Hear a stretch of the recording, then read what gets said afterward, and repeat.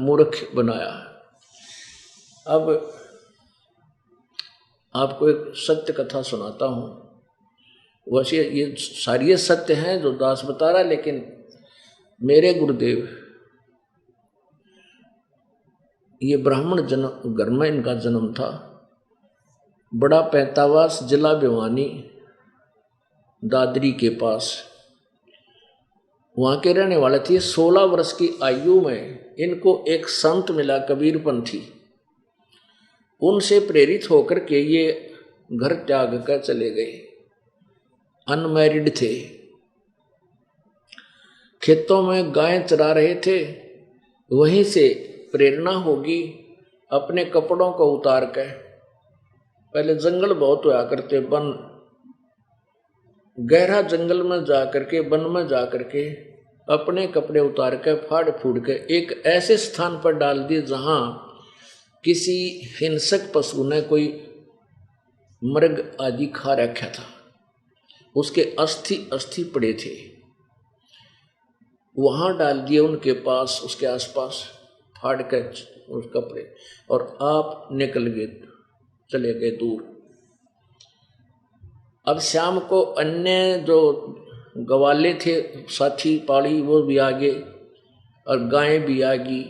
लेकिन हमारे गुरुजी ने, उनका बचपन का नाम हरद्वारी था और बाद में उन्होंने अपना नाम परिवर्तन कर लिया था कि पहचान में नाम है रामदेवानंद, स्वामी रामदेवानंद जी, हम उनको आदर से कहते हैं।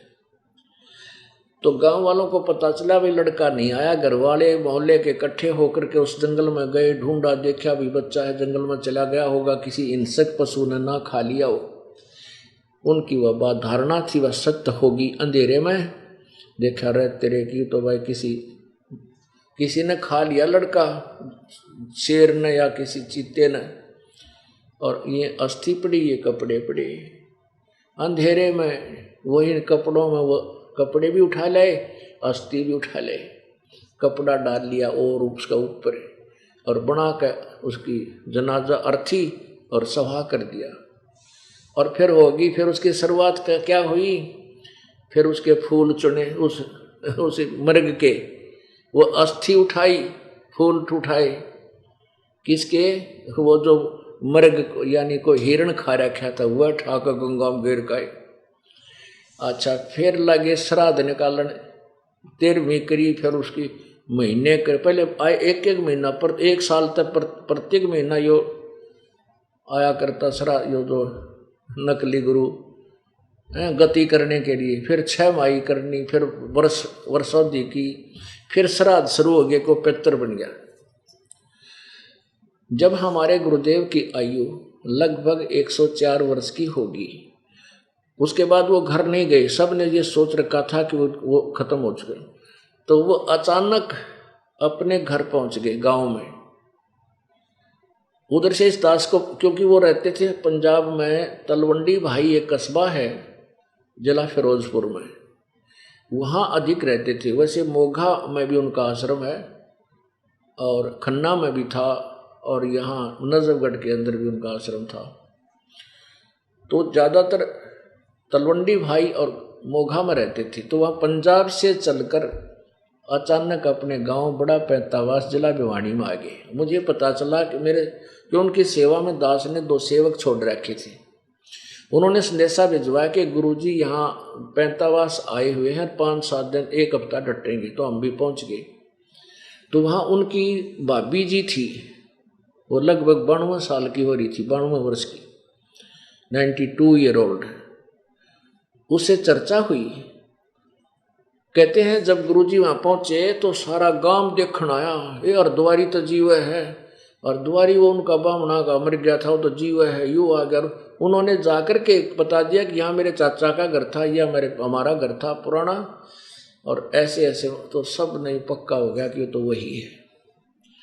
तो मैंने उस बुढ़िया से पूछा कि माई, जब हमारे गुरुजी यहाँ नहीं थे, आपने उनको क्या सोचा कि भाई हमने तो उसको मरा, इसको, तो आपने क्या किया, क्या सोचा? उसने बताया कि मैं जब इस गांव में ब्याह में आई, यानी ब्याही आई, तो मुझे बताया गया कि इनका एक भाई था, वो बे औलादा मर गया,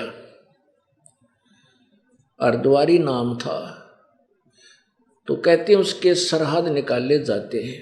कन्या वाली मन ने भी 70 सरहद निकाल रखे इसके अपने हाथ।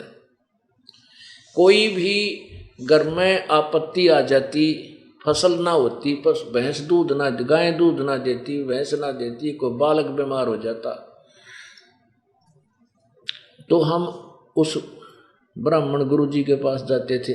ब्राह्मणा के भी और हों, ये ठग टाइप ब्राह्मण, उसके पास जाते थे और कहते थे दादा गुरुजी बताओ ना हमारा क्या दिक्कत होगी, ऐसा नुकसान हो रहा है, ये हो गया फलान हो गया।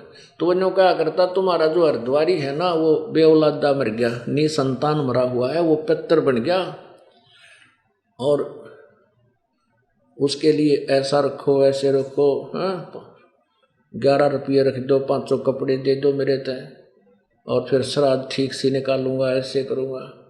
तो हम वो भी करते थे, जो मांगता वो पैसे दे देते थे। और मैं बोला उनसे, उस बुढ़िया ने कहा कि माई गीता जी में लिखा है कि सरहद नहीं करने चाहिए, भूत पूजनीय भूत बनेंगे, और छोड़ दे इस, अब तो छोड़ दो इस जो है ना बकाए हुए इन नकली और डुप्लीकेट गुरुओं की बातों को जो गीता के विरुद्ध है। अब भी तू श्राद्ध निकालेगी? ने बोली और भाई या तो पुरानी लाग से या के छोड़ी जा से, वहाँ कुएं में पड़ जा, ये भी ना छोड़ी जाती, आँखें देख रही है और इतनी बकवाद, और फिर नो या के छोड़ी जा से भाई।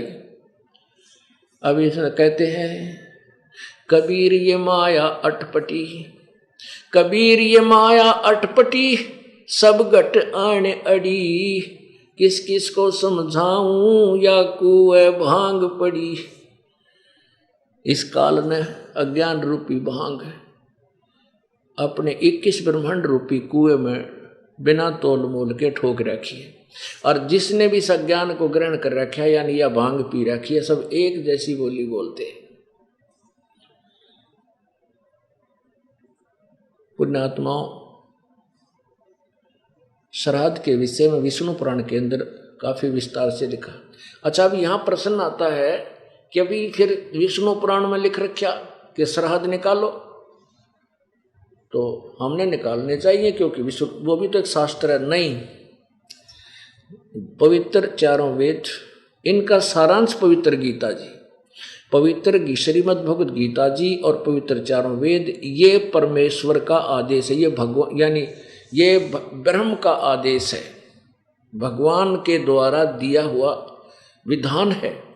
और जो पुराण है वो किसी ऋषि और गुरु या ब्राह्मण का दिया हुआ अपना आदेश है, वो हमने मान्य नहीं होना चाहिए। जैसे एक व्यक्ति का एक दरोगा जी मित्र था, थानेदार, उसने अपने मित्र दरोगा जी थानेदार से कहा जाकर कि भाई साहब मेरे को एक मेरा पड़ोसी बहुत दुखी कर रहा है, बहुत तंग करता है, मैंने उस सारी पंचायत भी कर ली पर वो मानता नहीं। तो थानेदार ने दरोगा जी ने कह दिया कि मार उसका लठ, माप देख लूँगा, क्योंकि उस क्षेत्र का वो प्रभारी था। और उस समय पुराने समय की बात है, थानेदार की काफ़ी कुछ जो है ना अच्छी चाल पेल होया करती थी। तो उस थानेदार के आदेश का पालन करके उसके मित्र ने जाकर पड़ोसी के झगड़ा ठान लिया, उसका लठ लाग गया कनपट्टी पर, लागते वो मर गया उसका पड़ोसी। अब वो ये थानेदार उसी क्षेत्र का प्रभारी था, अधिकारी था, वो अपने मित्र का हथकड़ी ला के लाया जेल और कोर्ट में पेश करके जेल भिजवा दिया। क्योंकि किसी के साथ झगड़ा कर देना या उसकी हत्या कर देना, कर देने वाले को फांसी की सजा या सजाए मौत या 20 वर्ष की सजा होती है। ये विधान था, ये विधान है राजा का। और जो उसने थानेदार ने कहा मार लठ, वो आदेश था एक अधिकारी का। उस अधिकारी का आदेश पालन करके उस व्यक्ति ने राजा का विधान तोड़ दिया, तो वो सजा का पात्र बना। तो पुण्यात्माओं, जो गीता और वेदों में जो विधान है वो राजा यानी ब्रह्म का विधान है, प्रभु का विधान है, भगवान का विधान। उसके विपरीत जो कि कोई आदेश देता है, पितर पूज लो, फलाना कर लो, ये मंत्र जाप कर लो, वो किसी थानेदार का आदेश है, यानी अन्य ऋषि का आदेश है, और वो अपने भगवान के आदेश के विधान के विरुद्ध होने से, और उसको जो आज्ञा का पालन उसका कर लेगा ऋषि और किसी अन्य नकली गुरु का जो शास्त्र विरुद्ध बता रहा है, शास्त्र से बाहर का बता रहा है, तो वो सजा का पात्र होगा, उसको सजा मिलेगी, अर्थात वो 84 लाख योनियों में जाएगा और भूत बनेगा।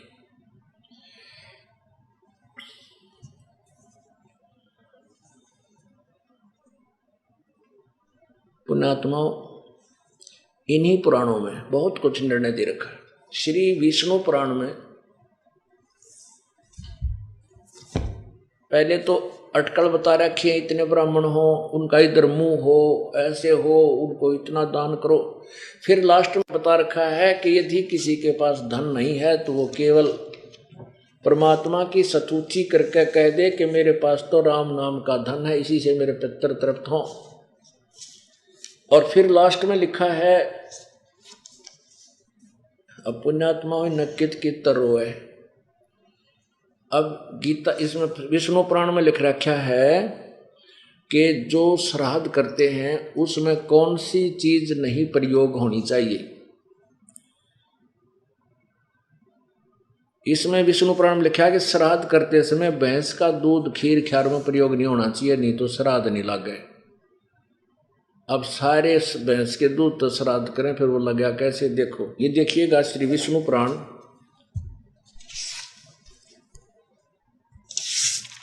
ये श्री विष्णु पुराण, अनुवादक मुनीलाल गुप्त और प्रकाशक एवं मुद्रक गीता प्रेस गोरखपुर। इसके अध्याय 16 और तृतीय अंश प्रश्न नंबर 214 पे, हे राजन, जो रात्रि के समय लाया गया हो, अप्रतिष्ठित जलाशय हो, उसमें गौ तृप्त न हो सकती हो, ऐसा गड्ढे का अथवा दुर्गंध व फेन युक्त जल श्राद्ध के योग नहीं होता। एक खुरवालों का, ऊँटनी का, एक खुरवालों का यानी गधी घोड़े, एक घोड़ी का, ऊँटनी का, भेड़ का, मुर्गी का तथा भैंस का दूध श्राद्ध कर्म में काम में न ले। थारे तो सारे श्राद्ध फेल हो गए, तुम तो सारे भैंस के दूध की खीर बनाते हो। तो कहने का भाव ये है कि इन्होंने